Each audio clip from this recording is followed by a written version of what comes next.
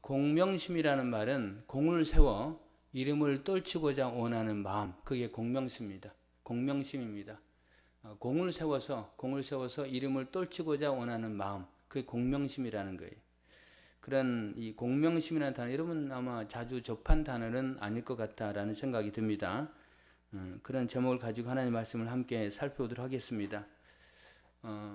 우리가 이제 지금 사무엘상을 살펴보면서 이제 6월 달도 사무엘상이 이어지는데 인물들을 이제 살피고 있습니다. 그래서 가장 첫 번째 살폈던 인물을 본다면 엘리와 그 다음에 엘리의 두 아들 홈니와 비느하스, 그 다음에 두 번째로는 사무엘의 아들 요엘과 아히야, 그런 아비야, 요엘과 아비야, 사무엘의 두 아들 요엘과 아비야, 이렇게 살펴보고 있고, 그 다음에 오늘 살펴볼 부분은 사울과 요나단, 그의 아들 요나단.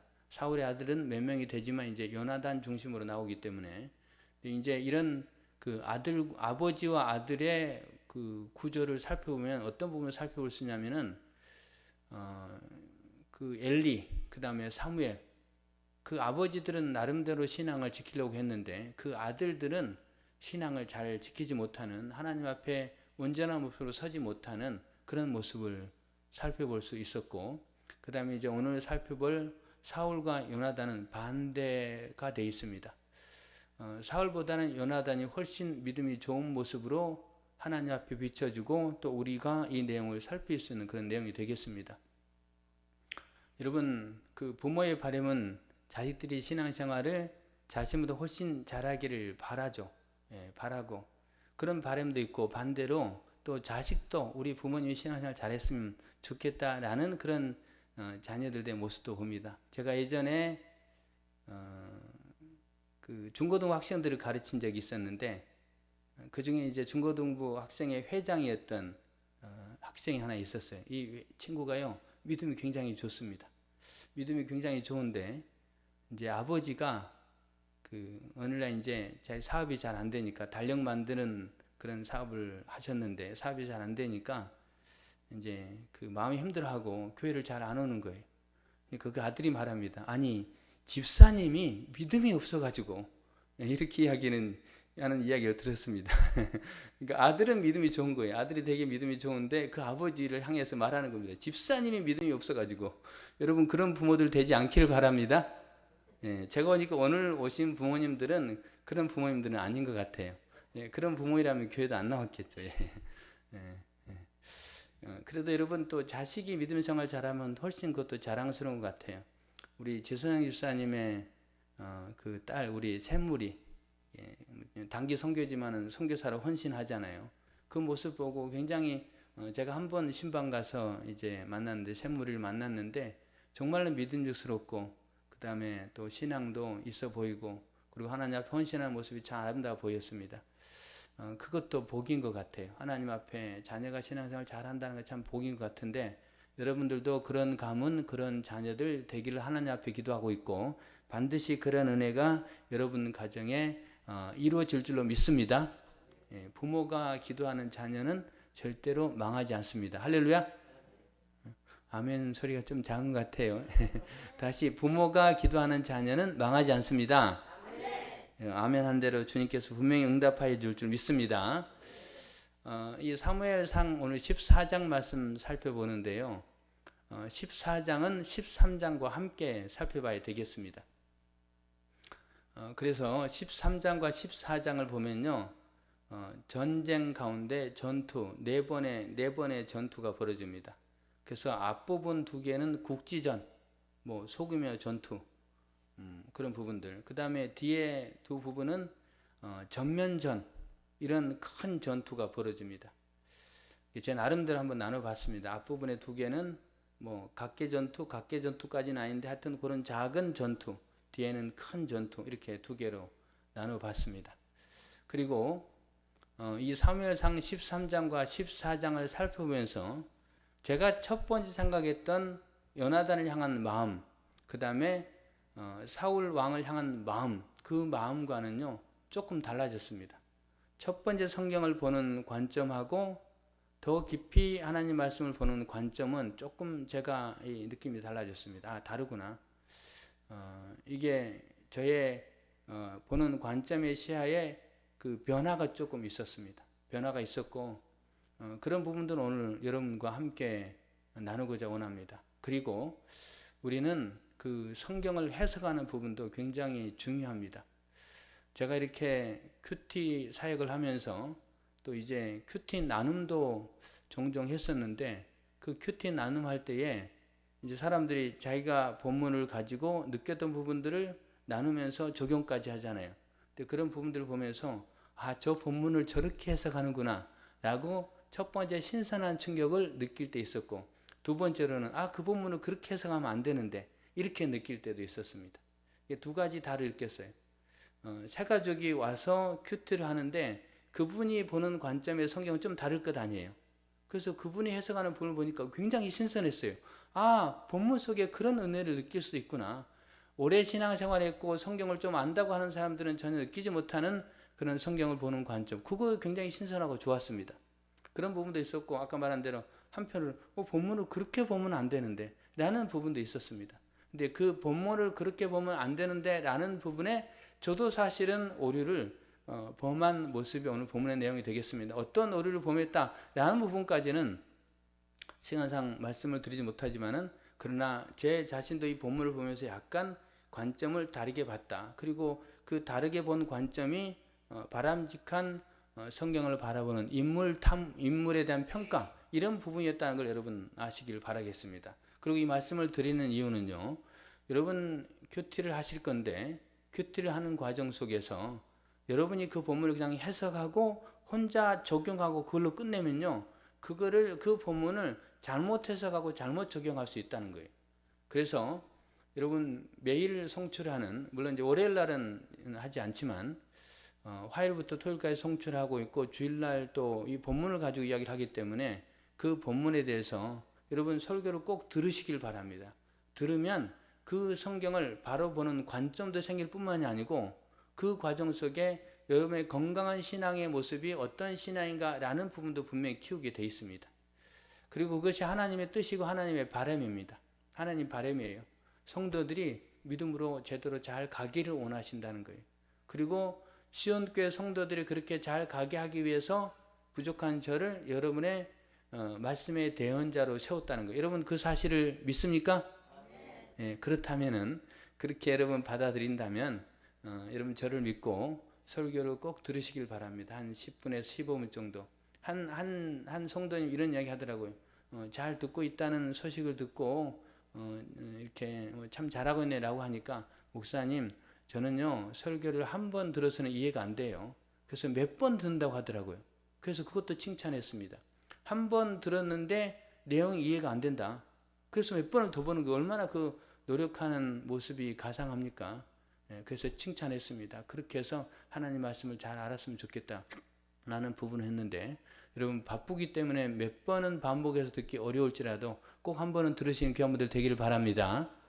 그리고 이제 새벽 설교를 시작할 때, 요즘은 제가 이제 못 봤지만은 예전에 보면은 한 그 실시간 중계할 때 일곱 분이 들어오더라고요. 7분. 그러면 이제 2분이 같이 들어오는 분도 있겠죠. 그래서 7팀이 들어온다는데, 여러분 그분들을 칭찬합니다. 하나님이 그분들을 더 사랑할 줄로 믿습니다.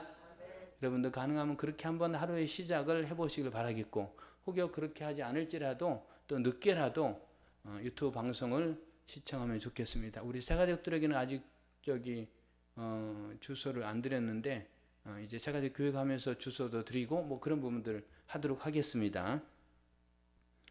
오늘도 설교가 조금 길어질 수 있는데, 왜냐하면 제가 강대상에 섰을 때 이미 30분이었어요. 그리고 이미 15분이 지나갔습니다. 아직 시작도 안 했습니다. 그렇죠. 여러분 하여튼 빨리 한번 해보도록 하겠고, 또 하는 과정 속에 또 여러분이 은혜 받았으면 좋겠고, 하나님의 뜻을 분명히 발견하는 그런 시간 되었으면 좋겠습니다.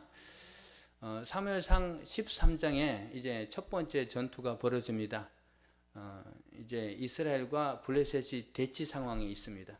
그리고 이스라엘의 군사 숫자는 한 3,000명 정도 됐고, 그 다음에 그런 과정 속에 요나단이 단독 행동을 하죠. 자기 아버지하고 의논하지 않은 것 같아요. 그래서 블레셋의 수비대를 칩니다. 수비대, 오늘날로 치면은 아마도 우리 서울로 치면은 수방사 뭐 이런 개념입니다. 조금 이제 다른 차원이겠지만은 그래도 이제 군사들의 최전방에서 지키는 사람들, 뭐 수비대, 수방사, 이게 수방사를 친 거예요. 근데 아마 크게 친 건 아니겠죠. 요나단이 쳤습니다. 근데 그 친 결과가 어떻게 되냐? 뭐 친 다음에 기습작전 했을 거니까 그래도 성과는 있었을지 모르지만은 블레셋을 도발합니다. 잠자고 있던 뭐 호랑이, 사자를 깨웠다, 뭐라 그런 의미가 되겠습니다. 그래서 블레셋을 어떻게 합니까? 이제 블레셋 전국에 동원령을 선포합니다. 동원령을 선포한 다음에 사람들이 모입니다. 군사가 모입니다. 그래서 그 군사의 숫자를 보니까 마병이 3만 대, 그 다음에 그 병기가 3만 대, 그 다음에 마병이 6천 명, 그 다음에 보병의 숫자는 해변의 모래와 같이 숫자를 셀 수 없는 상황이었습니다. 아마도 블레셋에 모든 그런 전쟁에 싸울 만한 사람이 다 동원된 것 같아요. 그리고 이제 맞은편에 이스라엘의 군사들이 있습니다. 아까 3천 명이라고 했죠. 근데 이제 사울왕이 또 자기도 동원령을 내립니다. 그래서 수많은 아마 사람들이 모여들었을 건데 그 숫자는 기록되어 있지 않습니다. 그런 상황으로 대치를 합니다. 그 상황 속에서 이제 사울왕이 취했던 조치가 뭐냐면 하나님 앞에 번제와 화목제를 드려야 되겠다라는 그런 마음을 먹습니다. 그리고 이제 그걸 준비합니다. 그리고 이제 번제와 화목제를 진행할 수 있는 제사장을 이제 부릅니다. 당시에 대제사장은 사무엘을 불렀습니다. 사무엘로부터 기별이 옵니다. 그것까지 가려면 한 7일 정도, 지금 이제 한참 하고 있는 일들이 있기 때문에 그 일을 하고 가면 한 7일 정도 걸릴 것 같다. 그때까지 기다려달라고 요청을 합니다. 그래서 이제 사울왕이 기다려요. 하루 이틀은 그냥 기다렸을 건데 상황이 급박하게 돌아가죠. 어떤 급박한 상황이 돌아갑니까? 지금 블레셋의 숫자는 엄청난 숫자고, 그리고 우리를 보니까 우리는 별로 숫자가 많지 않습니다. 두 번째로 그들은 이제 무기로 무장한 그런 군사들입니다. 블레셋은. 그런데 이스라엘은 무기를 든 자가 딱 2명이 있었습니다. 사울왕과 그 다음에 요나단 두 사람만 무기 들었습니다. 나머지는 무기 아니에요. 나무 작대기, 대나무 긴 거, 아니면은 농기구 그런 거 가지고 있습니다. 그렇게 했던 이유는 이 블레셋이 사실상 그 가나안 땅을 그때 당시에 힘으로 지배하고 있었는데 이스라엘 사람들에게 그 농기구를 다루고 뭐 이런 부분들을 전수를 안 한 것 같습니다. 농기구를 고치는 거. 그래서 대장장이, 철공 이런 사람이 블레셋 사람 가운데 있었지만은 이스라엘 사람들은 아무도 없는 거예요. 기술 전수를 안 한 겁니다. 이스라엘은 원래 정착민이 아니고 유목민, 움직이는 사람이기 때문에 그런 거를 잘 다루지 않았는데 이제 정착한 다음에 그게 필요했는데 안 가르치는 거예요. 기술을 안 가르쳐주니까 이스라엘 사람들 가운데는 대장장이가 없는 거죠.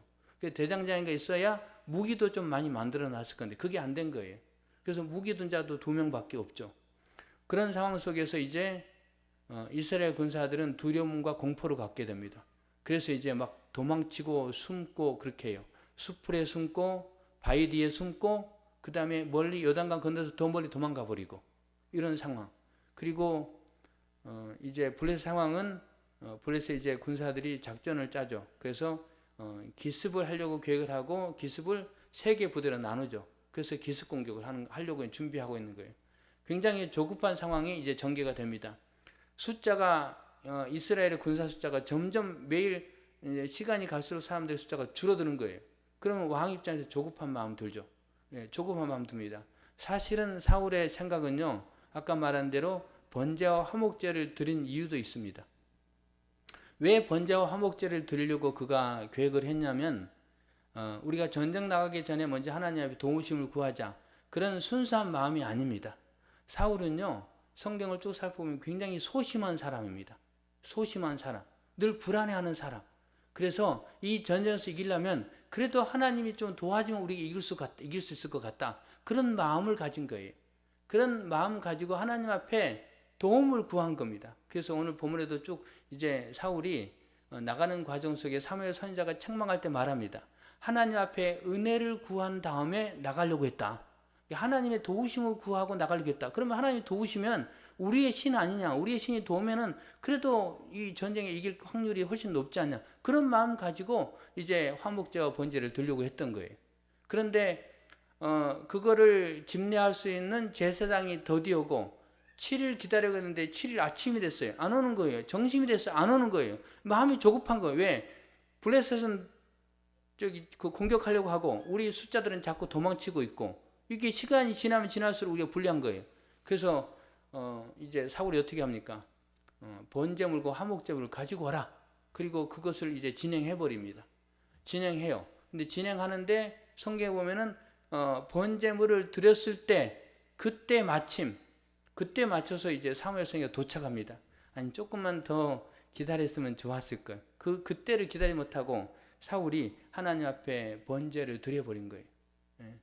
여러분, 우리의 삶 속에 이 기다림이라는 것, 그것은 굉장히 중요합니다. 여러분, 하나님 앞에 기도한 다음에 기다릴 줄 아는 성도들 되시길 바랍니다. 우리는 기다릴 줄 알아야 된다는 거예요. 기다릴 줄 안다. 우리가 하나님 앞에 기도한 다음에 기다릴 줄 알아야 된다는 겁니다. 히브리서 6장 14절을 보면은 아브라함에 대해서 나옵니다. 아브라함에 대해서 나오면서 뭐라고 말하냐면 하나님이 아브라함에게 내가 너에게 복주고 복주며 내가 너를 번성케 하고 번성케 하리라. 그리고 아브라함이 하나님 앞에 오래 참아 그 약속을 기대함으로 응답받았다라고 되어 있습니다. 하나님이 하나님을 따르는 아브라함에게 복 주신다. 내가 너를 번성케 하겠다. 그리고 그 번성케 하는 과정 속에 너의 가문도 번성케 하겠다. 너의 후손도 하나님 주시겠다. 아직 자식이 없는 가운데 하나님 그렇게 약속하셨고 아브라함이 오래 참아 그 약속을 기다렸다는 거예요. 그리고 마침내 하나님께서 약속하신 그 응답을 받았다는 거예요. 여러분 그렇습니다. 여러분 인생을 살아가다 보면 조급할 수 있죠.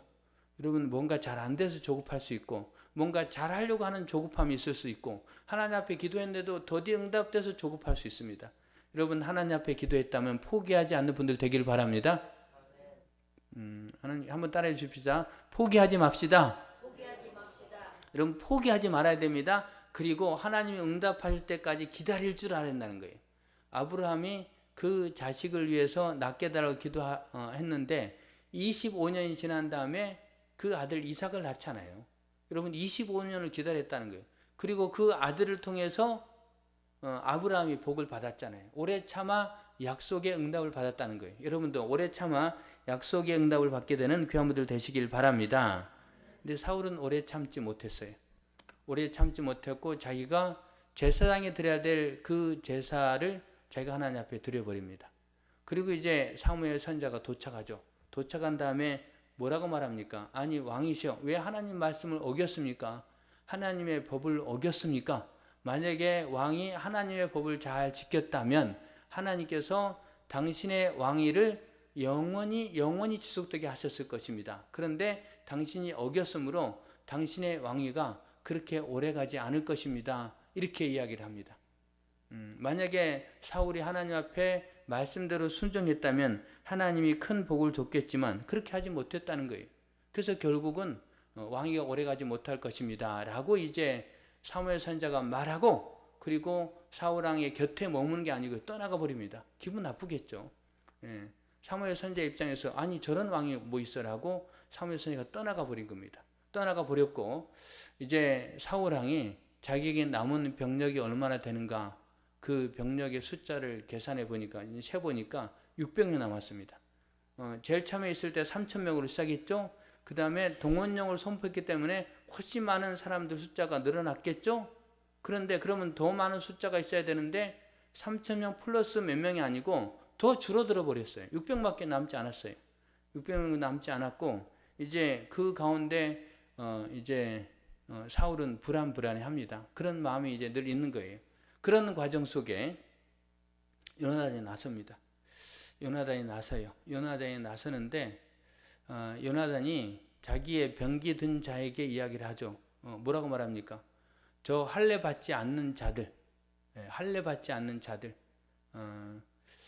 그들이 우리하고 대치하고 있는데 우리가 그들에게 올라가자.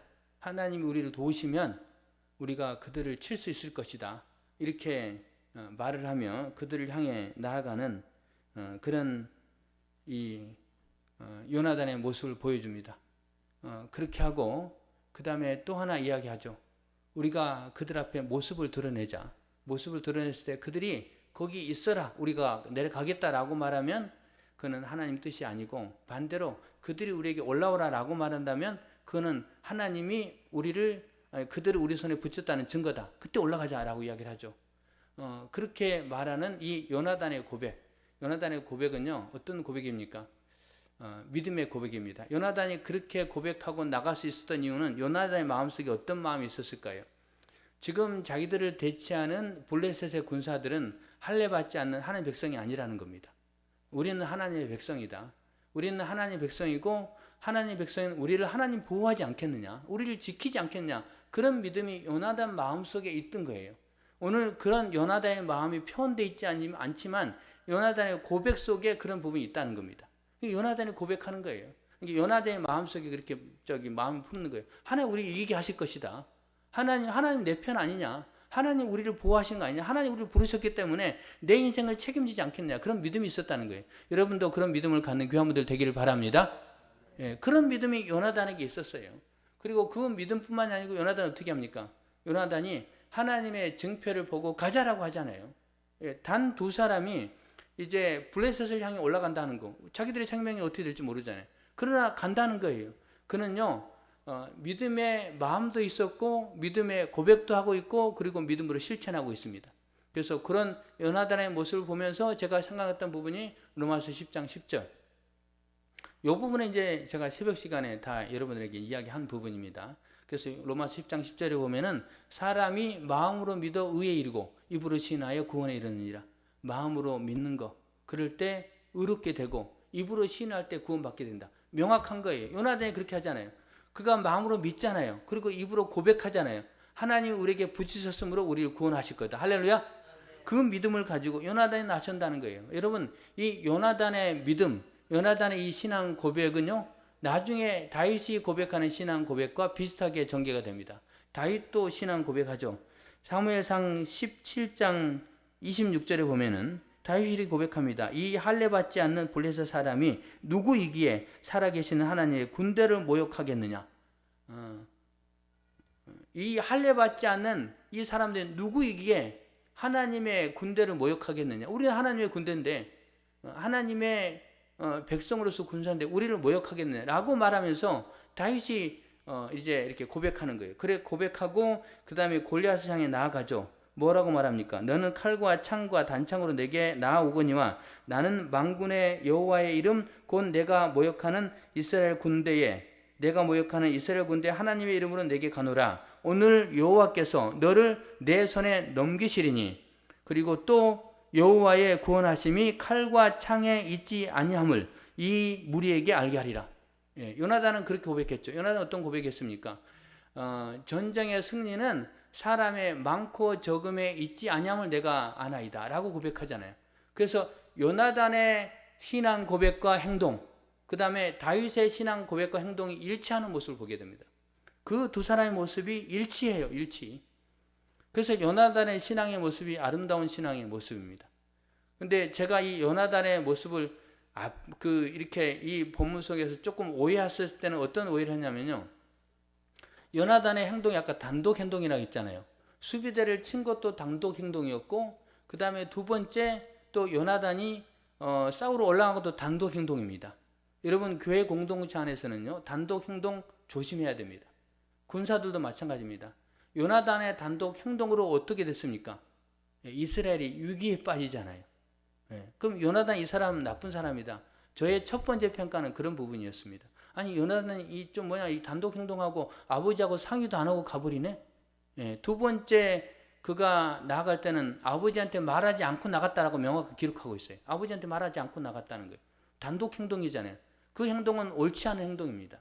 그렇게 첫 번째 평가했지만 나중에 이 요나단을 다시 살펴볼 때는 요나단의 마음속에 하나님의 백성으로서 하나님의 백성을 괴롭히는 그 블레셋을 향해서 할례 받지 않는 그 사람들 향해서 거룩한 분노가 일어났다는 거예요. 그래서 요나단에 대한 평가가 첫 번째로는 그를 부정적으로 평가했는데 다시 깊이 말씀을 보면서 아 그렇지 않구나. 요나단은 이 사람은 다윗과 똑같이 믿음의 고백을 했구나. 그래서 성경은 요나단을 아름답게 칭찬하고 있지 않습니까? 여러분 이런 믿음, 이런 고백을 하게 되는 귀한 분들 되기를 바랍니다. 그래서 우리가 믿음으로 고백해야 됩니다. 여러분 뭔가 일이 잘 안 될 때에 불평하고 염려하고 근심하고 그런 건 바람직한 모습이 아닙니다.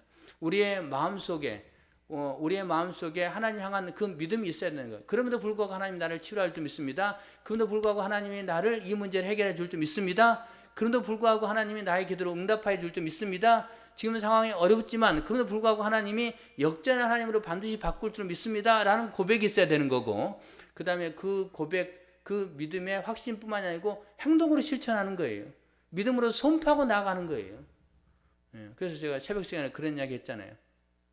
제 군대 생활할 때에 그 이야기를 하면서 하나님이 반드시 이 부분에 좋은 결과가 일어나게 할 거다. 하나님 반드시 너 원하는 그 부대에 배치받게 할 거다. 이렇게 선포했단 말이에요.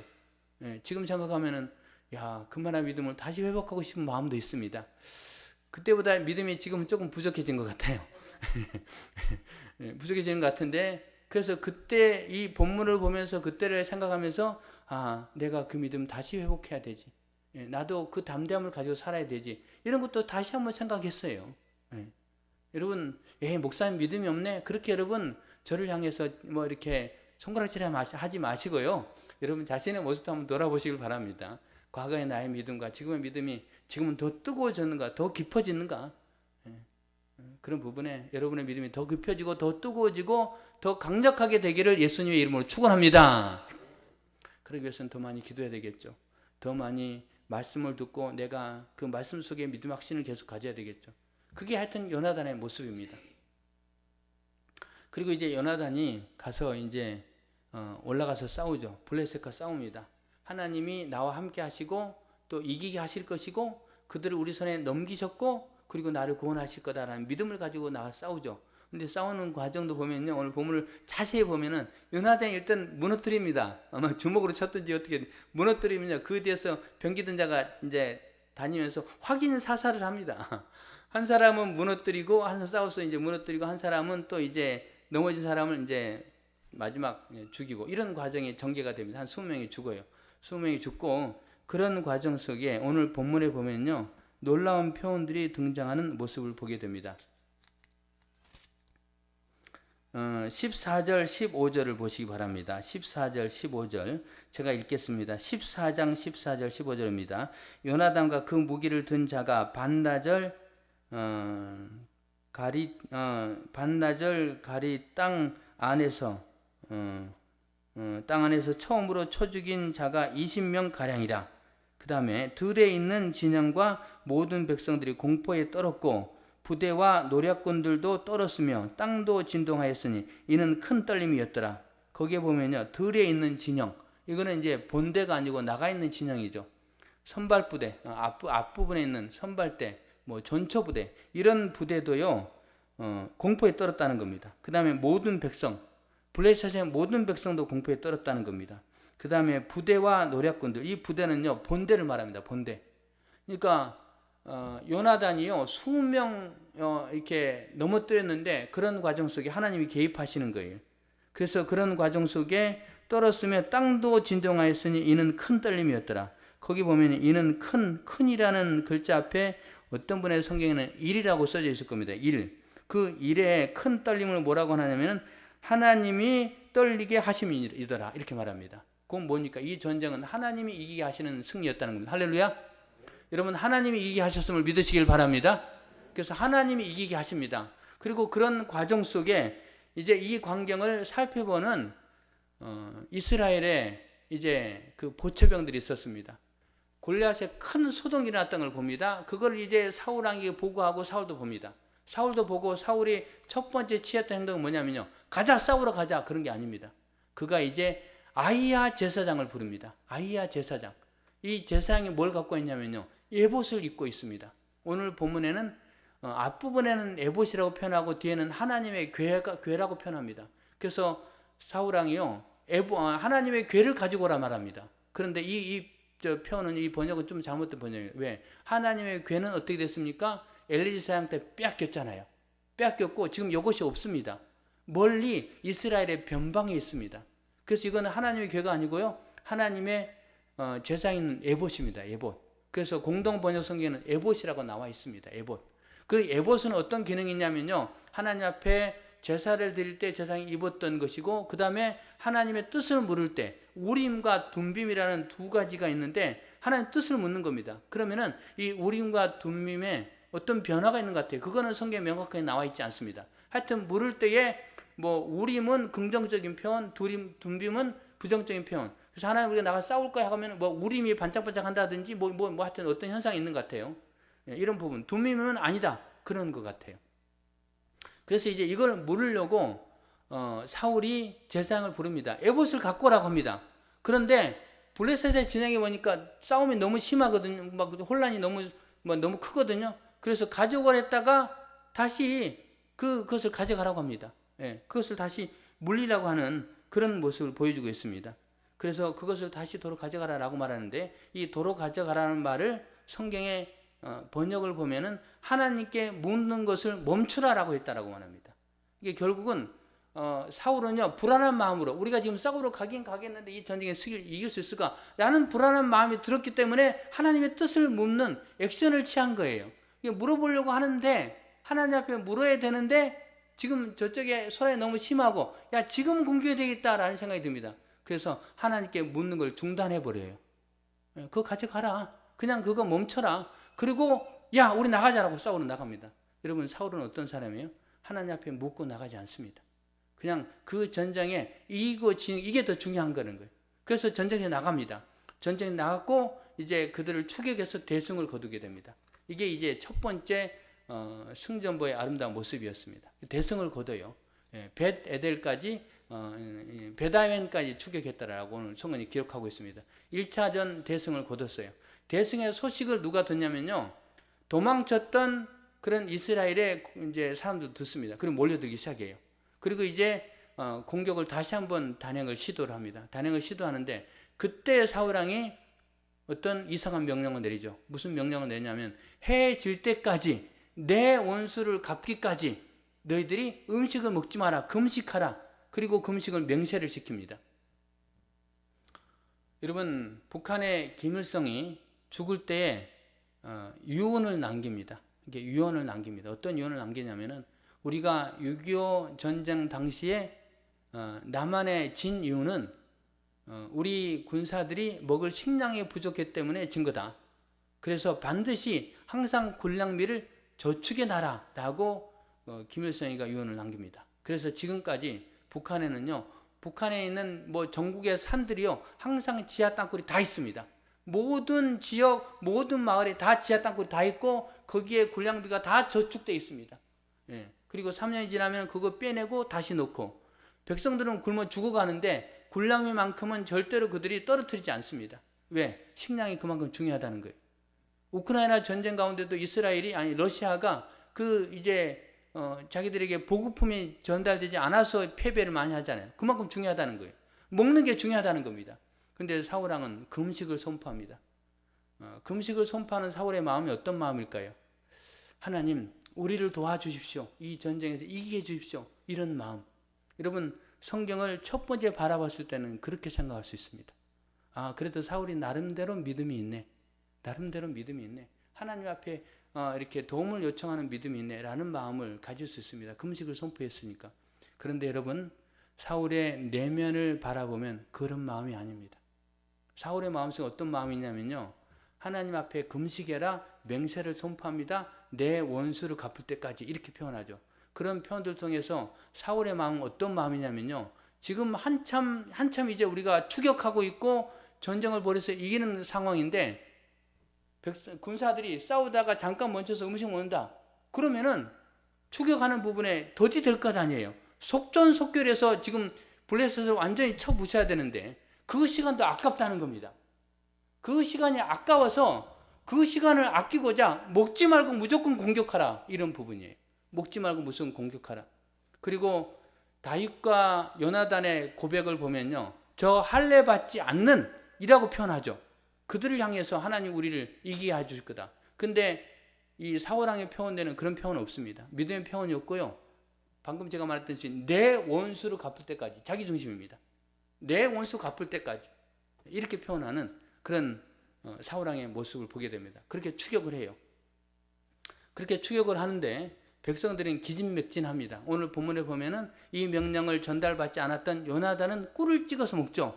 꿀을 찍어서 먹으니까 힘이 착 나거든요. 예, 전장하는 군인이 음식을 섭취를 하고 공급을 받아야만이 더 힘을 내서 할 것 아니에요. 그래서 꿀을 찍어 먹었는데 옆에 사람이 그럽니다. 왕이 우리에게 맹세시켰습니다. 그 음식을 엄히 맹세시켰는데 당신이 그 지금 왕의 명령을 어겼습니다 라고 합니다. 그러자 요나단이 대답하기를, 아니 내가 꿀 한 모금 찍어 먹었는데도 이렇게 뭐 정신이 번쩍 드는데, 만약에 모든 우리 이스라엘 군사들이 음식을 섭취했다면 오늘 블레셋을 죽이는 게 훨씬 수많은 숫자의 원수들을 물리쳤을 것이다. 이렇게 말하는 모습이 등장합니다. 여러분, 하여튼 그런 과정 속에 백성들은 먹지 못하고 추격을 합니다. 그래서 추격의 결과 믹마스와 아얄란까지 그들이 추격했다라고 되어 있습니다. 믹마스와 아얄라는 지역은 그들이 전쟁을 출발하는 그 시점에서 얼마나 떨어진 거리냐면 한 25km에서 30km 떨어진 거리입니다. 그러니까 그들이 온 정일 20 내지 30km를 추격한 거예요. 추격하면서 싸운 겁니다. 그리고 저녁 때쯤 됐을 때 이 이스라엘 군사들은요, 피곤했다. 오늘 본문이 기록한데 피곤했단 말은요, 기진맥진했다. 호흡이 꿀떡꿀떡 할 정도로 이제는 도저히 움직일 수 없는 탈진했다는 겁니다. 그래서 해가 떨어지자 그들이 어떻게 합니까? 지금까지는 왕의 명령에 두려워서 음식을 먹지 않았는데 해가 떨어지기가 무섭게, 지금까지 이제 먹어도 된다라고 하면서 막무가내로 상대방으로부터 약탈했던 양, 소, 송아지 그거를 잡아가지고요, 잡은 다음에 성경은요 분명히 말합니다. 핏째 먹으면 안 된다라고 되어 있어요. 그런데 그들이 잡긴 했는데 핏째 먹지 말라. 그럼 피를 빼고 먹어야 되잖아요. 그런데 너무 배가 고픈 거예요. 지금 죽겠는 거예요. 근데 피 빨 때까지 언제 기다려요? 기다릴 수가 없는 겁니다. 그래서 그들이 핏째 그걸 먹어버립니다. 먹어버려요. 사울왕이 이 소식을 듣습니다. 이 소식을 듣고 백성을 향해 말합니다. 믿음이 없다. 너희들이 믿음을 버렸다. 이렇게 말합니다. 이 말은 다른 말로 하면 너희들이 여호와를 배신했다라는 말입니다. 사울왕이 말하는 거예요. 너희들이 왜 믿음을 버렸냐? 왜 믿음이 없냐? 왜 하나님 우리를 이기신다는 믿음이 없냐라는 표현입니다. 예, 한편으로 보면 사울왕이 믿음이 좀 있어 보입니다. 그러나 그것도 아닙니다. 사울왕은 자기 잘못으로 엉뚱한 명령을 내려서 군사들을 괴롭고 곤란하게 만들었는데 그거에 대한 죄에 대한 책임을 자기 탓으로 돌리지 않고 상대방 군사들에게 그 책임을 전가하는 겁니다. 나는 잘못한 거 없고 너희들이 잘못했다라고 전가하는 겁니다. 철저히 개인주의적이고 자기 중심적인 사울왕의 모습입니다. 그리고 이런 부분을 사울왕의 그렇게 명령했던 부분들을 사울왕의 공명심이라고 말합니다. 사울왕은 어떤 마음이냐? 백성들 향한 마음, 하나님 향한 마음, 그런 마음 없고요. 그냥 늘 소심했고, 그리고 지금 왕권도 사실은 안정적이지 않았기 때문에 인정받기 위해서 어떻게든지 백성들을 추궁하고 막 추격하고 금식 막 시키고, 그 다음에 하나님 도우심을 구하겠다고 막 그냥 번제 화목제 드리기도 하고 묻기도 하고, 그런데 실제로 끝까지 한 적은 한 번도 없고, 이런 부분에 사울의 아주 개인적인 부분들을 보입니다. 이거는 사울의 공명심. 여러분, 지도자들이 그런 공명성에 취할 때가 있다는 겁니다. 세계대전을 일으켰던 그런 지도자들, 이 사람들도 공명심입니다. 정치적인 부분에서 자기가 인정받기 위해서 사람들 앞에 공로 세우고 축표받기 위해서 그렇게 해서 전쟁을 일으키는 거예요. 히틀러라든지 푸틴도 마찬가지입니다. 어떤 푸틴의 예전에 연설문을 써줬던 그 보좌관이 이런 고백을 합니다. 푸틴은 트로피를 얻기 전까지는 전쟁을 절대로 중단하지 않을 것이다 라고 말합니다. 러시아의 대선이 2년 후에 있답니다. 그 2년 후에 대선을 치르는데 지금까지 자기가 조금 불리한 거예요. 그래서 전쟁을 해서 좋은 성과를 이루면 대선에서 다시 승리할 수 있는 거예요. 그래서 만약에 트로피를 얻지 못하면 대선이 끝날 때까지 푸틴은 전쟁을 멈추지 않을 수도 있다라고 이야기합니다. 그게 자기 공명심이에요. 그러니까 백성을 위하는 마음이 아닙니다. 백성을 위하는 마음이 아니고 오로지 자기 중심적인 부분입니다. 그래서 나중에 아말렉과의 전투에서는 사울이 어떻게 합니까? 그때도 사무엘 선지자의 책망을 듣는데 그 책망을 들으면서 불구하고 내가 내 기념비를 좀 세웠으면 좋겠다라고 이야기하잖아요. 그는 하나님 중심적인 생각을 하나도 갖지 있지 않습니다. 이게 사울 왕의 모습입니다. 이제 그 뒷부분 되는데 이제 여기까지 이야기하겠습니다. 자, 그렇다면은 여러분 이 말씀을 통해서 우리가 뭘 깨달아야 되냐면요. 다윗과 요나단, 그 다음에 사울 왕을 비교하면 어떤 부분이냐면요. 다윗과 요나단의 마음 속에는요.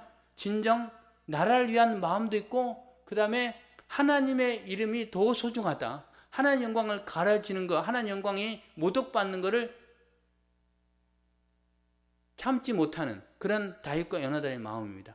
거룩한 하나님을 위한 생각을 갖고 있습니다. 이게 다윗과 요나단의 마음입니다. 그런데 사울 왕의 마음은요. 내가 하나님을 위한 것 그런 마음 없습니다. 그런 마음 없고요. 사울의 마음은 오로지 자기를 위한 마음입니다. 그리고 이거를 우리의 신앙의 모습으로 살펴본다면 여러분 우리가 하나님 앞에 이 시간 나와서 예배 드리잖아요. 예배 드리는데 두 가지 자세가 있을 겁니다. 한 자세는 내가 하나님 앞에 온전히 예배 드리고자 원하는 진실한 마음 가지고 최선을 다해서 예배를 드리고 일찍 와서 또 준비하고 이런 부분들. 이런 부분들이 정말 하나님 위한 다윗과 요나단의 마음입니다. 봉사도 마찬가지입니다. 봉사도 내가 하나님을 기쁘시게 하고 성도들에게 은혜를 끼치고 그 다음에 교회를 아름답게 세워가고 이런 마음 가지고 봉사하는 사람이 있을 겁니다. 근데 반면 사울과 같은 마음은 어떤 마음일까요? 사울과 같은 마음은 예배 시간에 와가지고 내가 어떤 옷을 입고 와야 될까? 사람들이 나를 쳐다볼 건데 그래도 예배 마치고 오늘 옷이 잘 어울리네요, 멋지네요 이런 거 칭찬받고 싶고 또 찬양할 때도 찬양을 통해서 잘하네 이거 칭찬받고 싶고 사람들 앞에 나 중심적인 생각. 여러분 우리 찬양팀이 그렇게 한다는 게 아니에요. 그런 마음을 가질 수 있다는 거예요. 열심히 봉사합니다. 주방에서 막 반찬을 만드는데 그래서 우리 성도 힘내서 오후예배도 드리고 못하고 그렇게 하려고 하는 게 아니고 내가 맛있게 열심히 만들어가지고 사람들이 줬는데 사람들이 그걸 먹으면서 와 오늘 맛있네요 그 칭찬 받으려고. 근데 맛이 없다고 하면 막 시험 들어가지고 나는 그렇게 열심히 만들었는데 그 맛이 없다고? 제가 여러분들 이야기를 들은 건 아니잖아요. 혹여 그럴 수 있다는 거예요. 여러분들 아마 그렇지 않을 것 같아요. 그러면 하나님을 기쁘시 하는 마음으로 음식도 준비하고 찬양도 하고 예배도 준비하고 봉사도 하고 그럴 것 같아요. 그런데 여러분 나는 사울 같지 않아 라고 말할 수도 있는데 여러분 생각해 보시길 바랍니다.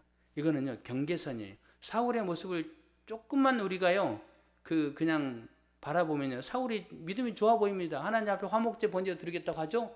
그 다음에 아이야 제사장한테 물어보죠. 그 다음에 너희가 믿음이 없다 믿음을 버렸다라고 표현도 하죠. 사울이 그렇게 보여요. 그러나 그 내면은 그렇지 않다는 겁니다.